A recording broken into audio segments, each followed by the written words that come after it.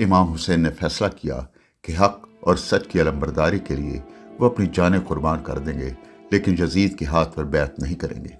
यही वो फैसला था जिसने मसलहत और मज़ाहमत, मुल्कियत और खिलाफत और झूठ और सच के दरमियान फ़र्क करने वाले तमाम ज़मानों के लिए वाज़ेह कर दिया। इस दो टोक इनकार पर इमाम हुसैन और उनके साथियों पर पानी बंद करने का हुक्म दिया गया। अब एक लश्कर शिमर की क़यादत में करबला पहुंचा। हज़ारों के लश्कर के मुकाबले में इमाम आली मुकाम के काफ़िले में सिर्फ 72 असहाब थे, जिसमें 32 घुड़सवार और 40 प्यादा थे। इसी असना में एक हैरत अंगेज़ वाक़या पेश आया। हुर, जो लश्कर के एक हिस्से की क़यादत कर रहे थे, इमाम आली मुकाम के काफ़िले से आ मिले और यूं हुर दोस्ती, वफा शियारी और असूल पसंदी का इस्तिआरा बन गया। ये मुहर्रम की 10 तारीख और 61 हिजरी थी जब करबला के आसमान ने वो मंजर देखा जो तारीख